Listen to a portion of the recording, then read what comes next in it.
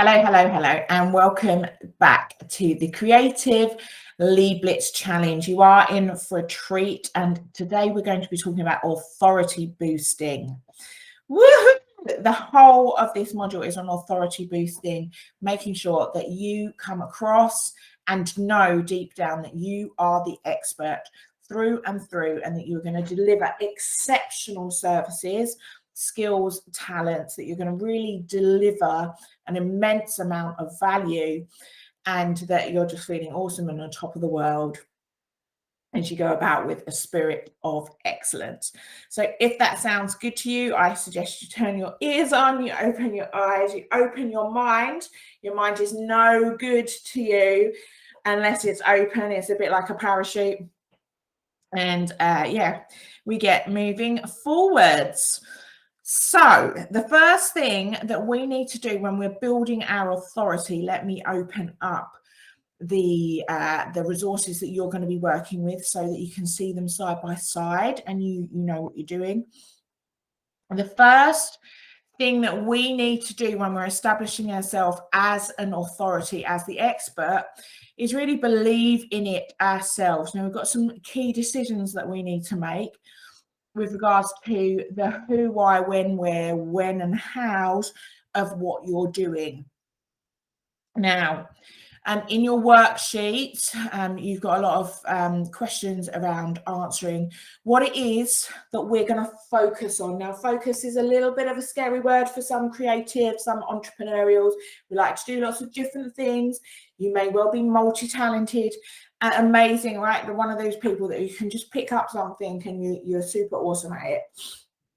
And you could turn your hand to hundreds of things, literally hundreds. But for the sake of this challenge, we are going to focus on one thing. Now, this might be difficult for you to narrow down, and that's okay.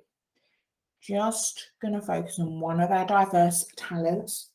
And what that's going to allow us to do, and not thinking about narrowing down all of our diverse talents into one. No, we're coming from a very abundant kind of mindset where we're starting with one beautiful thing that's going to allow us to open up from that one thing and go really, really wide and deep on that beautiful one thing. So you're still going to be satisfying your need and desire for diversity. I hope that makes sense. From a mindset point of view, it's a pretty important place to be coming from. Now, do excuse me, as I mentioned before, currently at the time of recording this video, I am almost ready to have my second baby. She is coming in probably, the next couple of days or weeks. And so I am going to be maybe getting a little bit breathless as I speak, because I'm particularly excited about this. So one of your first tasks is going to write down all of the skills that you could possibly use and that you want to do and that you love doing, etc. And then, everything that you could do, would like to do, etc. And then just look through, maybe choose your top 3. And then if honestly, like a lot of people come to me and say, I really don't mind. I'd like to do them all. If that is honestly and truly the case, then just pick one. And you can use the others later down the line. You can always come back to them. We work by a project basis. So this isn't a tattoo. It's not like on your arm now forever and ever and ever. And you'll need to go through great pains to get it scraped off. Like somebody, like a tattoo artist that sees these young people in love and they get their names tattooed, and then a week later they have to go back and get them scraped off. It's not a tattoo. You can change your mind later down the line, but for the sake of this challenge, as I said, it's less than 10 days. Just choose one, see where you go with it, roll with it, make it work, and then then you can change your mind later. There's nothing stopping you doing that. I find that very reassuring. One of the gurus that taught me a different strategy on LinkedIn, but she said, it's not forever, it's just for now. I want you to write that down, actually. It's not forever, it's just for now. Okay, I'm going to give you a little bit of time to write that down and meditate and reflect on it before moving on very excitedly. So who? Your specialist audience. Now, there is a lot of material out there around niching. There's a lot of conflicting opinions, and the gurus say one thing and then someone else says anything.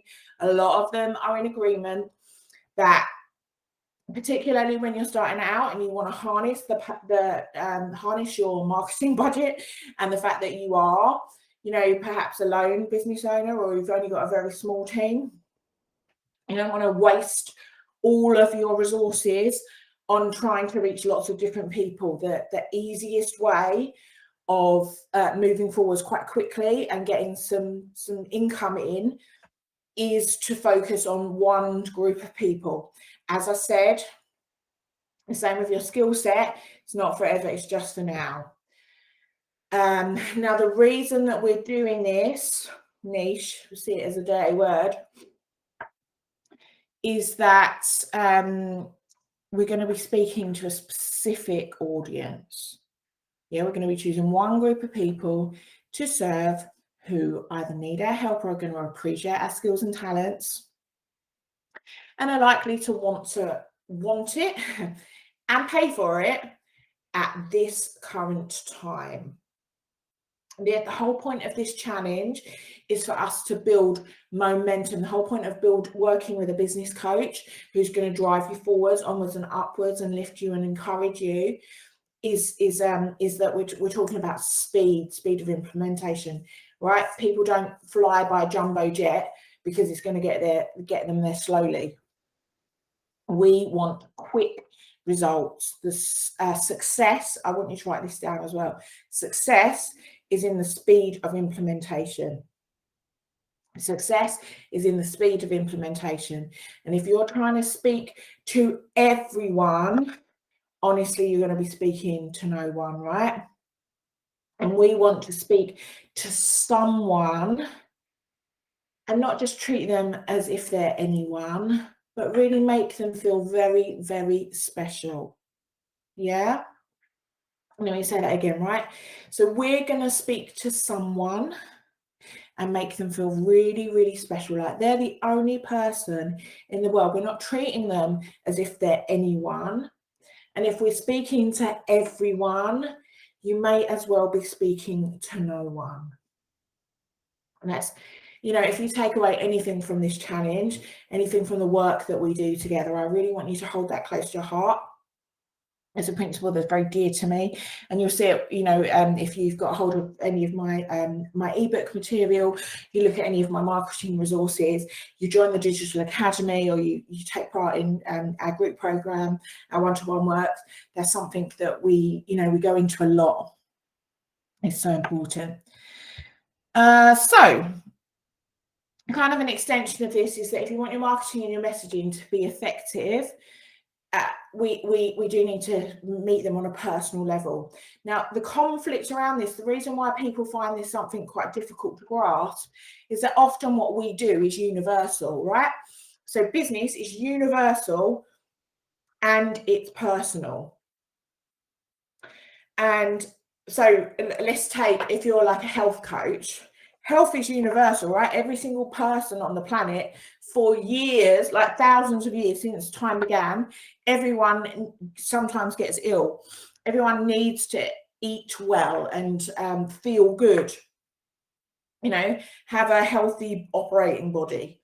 It's universal, it's timeless. But that doesn't mean that it's not personal, right? So people want to know that you're speaking to their problem, their exact toothache, their exact, I don't know, whatever,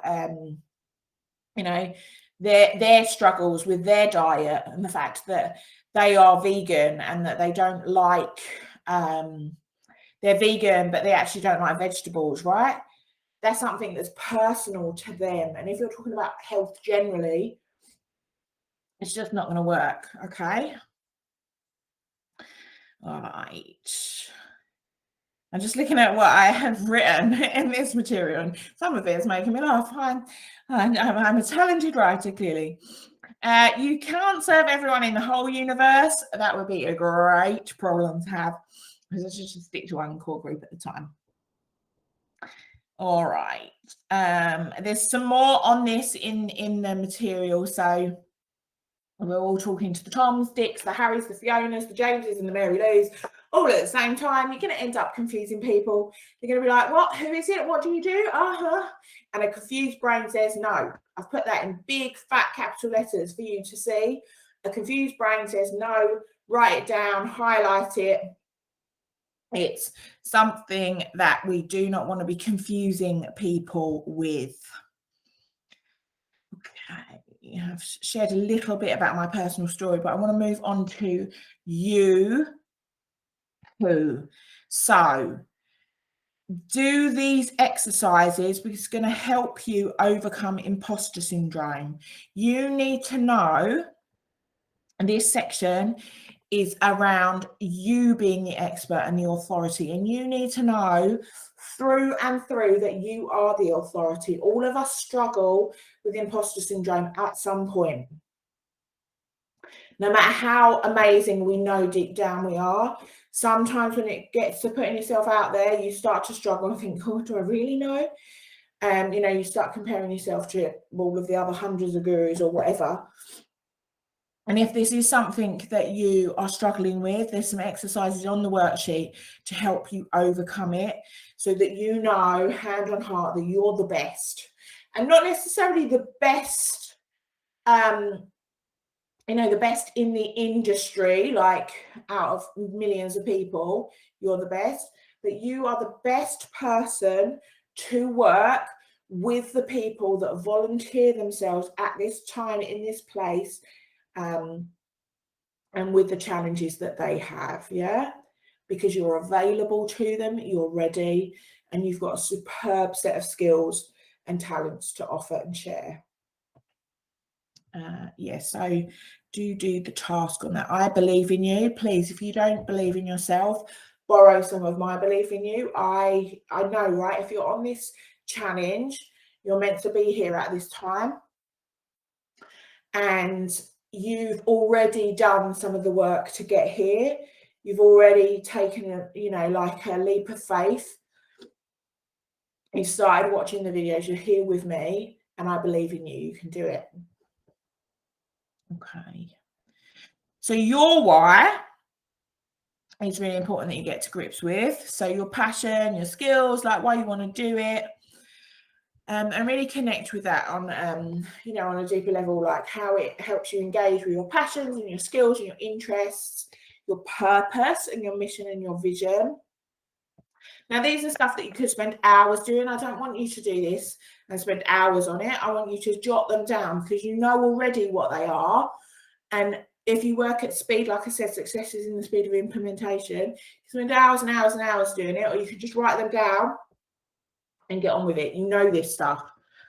Any practical considerations? So if you're taking, if you've got something you need to be flexible around childcare for, and running your own business is really a great thing to do, right? And any past, present, and future experiences. So maybe as a kid, a fireman came to visit you in school, and you've always wanted to be a fireman ever since. Get to terms with your why nots. So whatever there is that's stopping you from succeeding. And then your client's why. Now, this is really, really important, right? To have authority, you need to know what pain points and problems your clients are having, what's keeping them up at night, what their biggest challenges that they're facing, like what are they struggling with? And then what are their pleasures, their desires, and their dreams? What do they love to be able to do? So to give you an example, right, but you guys, I'm imagining your biggest pain point at the moment is getting clients, right? You have maybe tried doing lots of different things and feeling totally overwhelmed on social media. You're not sure where to prioritize, and it's just all a bit like, and you're starting to feel like, oh my God, I am going to have to go get a job soon. My mum was all right, always right. She said I shouldn't go into an industry that's notoriously inconsistent and paid badly, whatever, beliefs other people might have that are not serving you. And it's just all a bit feeling desperate at the moment. And then what are the pleasures and the desires and the dreams? So what would they most love? You guys, I'm sure, if you're anything like me, would love to have thousands of people that are really living the dream, and they're pursuing their mission and their vision, and they're doing it with a sense of purpose and enjoyment and satisfaction. That's really what I'd love for you guys. And that's my biggest desire and my biggest dream. You might want, you might have this big grand vision of a small organization that works with people on a very profound, very deep level, and you help them to overcome trauma from the past, or it gives you great joy for you to be painting all day, every day, living like this beautiful Renaissance lifestyle. It might just be that you crave some freedom around, your children, and that you want to create a beautiful life for them. Whatever that pleasure is, speak to your clients' hearts about it. Yeah, that is what's going to make them engage with you and want to work with you and continue to work with you over a long time. Right, the when, the where's, the hows, and the how's much. Don't worry too much about this. You can just put some practical points down, like if you're only available on a Tuesday at 10 a.m. because you have a sick mother who you need to look after, and then you don't have a car, so you'll need to walk to work, that you must have a studio because you run a massage company. You don't want to be lugging a chair around, etc. If there's anything that's majorly a big consideration for you, you can only work locally, or you can only work on Zoom because, like, for example, at the moment, right, I'm massive with pregnancy, and getting around anywhere has been painful. So if you've got anything that you majorly need to consider, get there. And don't look at how much. Don't think about that at all for the moment, because anything you do, listen to this, anything that you do can make money, as long as it fulfills someone's pleasures and desires and dreams. It's entertaining, it offers value in some way, and it helps solve some kind of problem. Now, some people, like if you work in the entertainment industry or the arts industry, like, what problem does that solve? Right? If you're looking to go to an art gallery, then the problem that solves is that people are bored, or that they're like maybe lacking in inspiration, or that they are feeling a need to indulge and delight, be inspired by great works of art. If you're the X Factor, you're like, what problem does the X Factor solve? That people are bored and they haven't got anything to do on a Saturday evening. They're tired and they want something, brainless to take their mind off things. They're distracted, or they're stressed, whatever, right? And that is that. That's at the end of this lesson as such. Let me just quickly show you the worksheet so that you've seen it. So you're going to click on Google Docs. As you know now, you know the score. You're going to make a copy of it. Please don't write on the master. Amazing how many people manage to circumvent the system somehow. All right. Brainstorm your whats, your whys, your why nots. There's a nice little table there for you with your concerns and your counters. This is a big thing that I've not mentioned before. Your brain, right, is designed to protect you. So for whatever concerns you've got, the counter argument needs to be 3 times heavier, 3 times more significant than your concern. So that your brain's thinking, oh, okay, yeah, no, it's all right. I'm going to let her do this. I'm going to let her step out in faith and confidence and move forwards. All right, your why, yeah, There we go. Your one-line summary. Now, this is something we haven't covered. The last bit that everything kind of boils down to, once you've made those key decisions, is your I help statement. So I've given you some examples here. So a childcare provider, creative childcare provider. I help frazzled mums to have some precious time to themselves by looking after their kids at our creative childcare service, right? So the problem is they're frazzled, they need some time to themselves, and the problem is that they, their kids are driving them crazy. So we look after our creative childcare services, and we're wonderful. I help ambitious entrepreneurs launch their creative business in 90 days. I help stressed professionals tackle their to-do lists by delegating with our professional VA service. So that's a really important exercise to do. All right, my lovelies, let's come back to the window. So in summary today, you've got quite a few big decisions that you need to make. As I've said, don't spend hours and hours and hours doing this. You could do a lot of soul searching, and you could, really go very, very deep on this. I would encourage you not to do that. I would encourage you to maybe take a few moments, take a few nice deep breaths, come from a place of peace, and then be super focused, work through, and don't stop. And whatever you've got, we're going to build on and we're going to work with, yeah? So by the next lesson, I would like you to have your who, why, what, where, whens, etc. And remember, don't look at how much yet. We'll sort that later when we're looking at pricing and packaging. All right, beautiful, beautiful peeps. See you on the next lesson. Ready, steady, go!